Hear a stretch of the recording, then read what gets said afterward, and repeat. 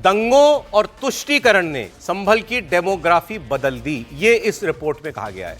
Report में यह बात भी कही गई है कि संभल में हिंदुओं को मारे जाने का पूरा प्लान बना लिया गया था और दंगे के लिए बाहर से दंगाई बुलवाए गए थे। अब ये करंट पिछले साल वाले मामले के लिए कहा जा रहा है। फिर से सुनिए रिपोर्ट क्या कह रही है। हिंदुओं के ऊपर हमले के लिए, उनको मारने के लिए दंगाई बाहर से बुलाए गए थे। हिंदू मोहल्लों में पुलिस की मौजूदगी की वजह से वहां पर रहने वाले हिंदू बच गए और वहां पर जो हिंसा हुई वो तुर्क और पठानों के बीच की आपसी रंजिश का मामला था। इन्हीं लोगों ने एक दूसरे को मारा क्योंकि गोली चली थी वहां पर और 4-5 लड़के मेरे ख्याल से उसमें मारे गए थे।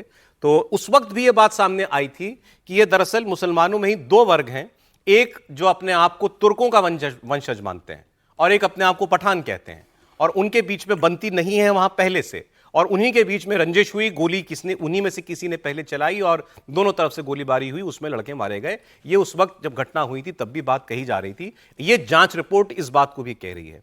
लेकिन जो बहुत इंपॉर्टेंट बात ये कह रही है, अब इसका स्कोप क्या था इस जांच कमेटी का, क्योंकि ये बात शुरू कर रहे हैं कि आजादी के वक्त 45% हिंदू थे, अब 20% रह गए। तो वहां इनको क्या केवल इस दंगे का नहीं और इतिहास की भी जांच करनी थी क्या?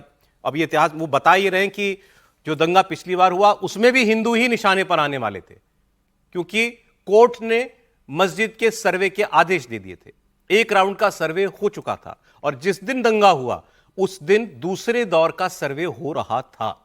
विष्णु शंकर जैन हिंदू पक्ष के वकील थे, वो वहां पर थे, कोर्ट कमिश्नर वहां पर थे, मुस्लिम पक्ष से जो मस्जिद कमेटी के करता धरता हैं, इंतजामिया कमेटी के, वो वहां पर थे।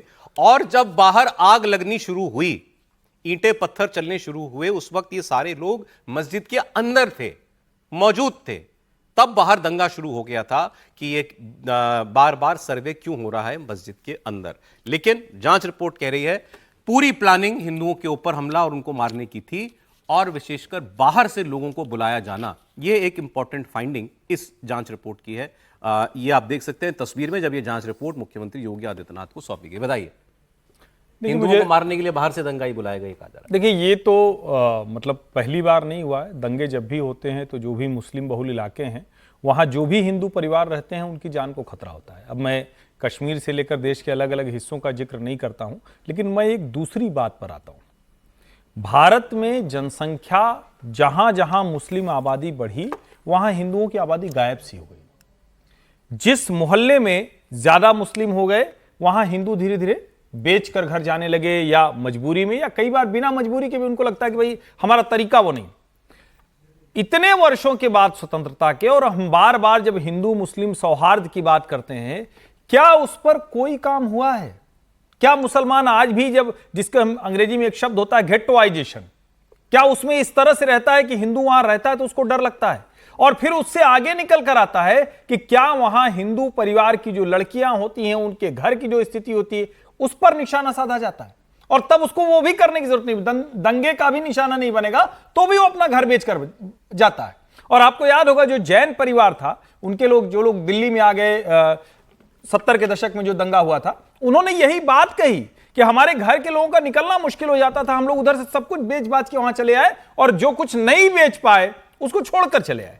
तो क्या इस देश में इतने वर्षों में, और इसीलिए मैं बार बार कहता हूं कि सेकुलर कहते तो सब हैं, लेकिन वो फ्रॉड क्यों है? क्योंकि उस पर कोई बात नहीं करता। लेकिन हाँ, कि आप सौहार्द करिए। सौहार्द हो कैसे सकता है कि जहां मुस्लिम आबादी बढ़ी वहां हिंदू रह नहीं सकते? मैं तो नाम भूल रहा हूं, जो इंतजामिया कमेटी वाले थे उनका नाम आया था एफआईआर में कि इन्होंने उकसाया, इन्होंने भी उकसाया। हाँ। ऐसा कहा गया था। सर, जांच रिपोर्ट पर क्या कहना है? जांच रिपोर्ट अभी आएगी, उसमें कितना कहा गया है और क्या उसका मतलब ये है कि ये जो डिक्लाइन है वो कब से कब तक का है? 47 से अभी तक है। मतलब अभी जो दंगे हुए पिछले दिनों में कुछ ज़्यादा उससे डिक्लाइन हुआ है या लगातार डिक्लाइन हुआ है?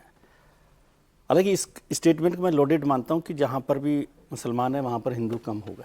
डेमोग्राफी चेंज हो रही है, वो लगातार चेंज हो रही है। डेमोग्राफी कम बदलेगी तो अपने आप ही पॉपुलेशन का डिफरेंस बढ़ेगा ही। एक पॉपुलेशन बढ़ेगी, एक पॉपुलेशन कम होगी। 1947 में 45% आबादी थी। हालांकि संभल उस समय डिस्ट्रिक्ट नहीं होता था, मुरादाबाद डिस्ट्रिक्ट में आता था संभल, तहसील के तौर पे जी। लेकिन उस समय 45% हिंदू थे, 55% मुस्लिम थे। 2011 में सेंसस हुई है जब संभल डिस्ट्रिक्ट है, उस समय उनकी पॉपुलेशन थी 25% हिंदुओं की। ठीक है।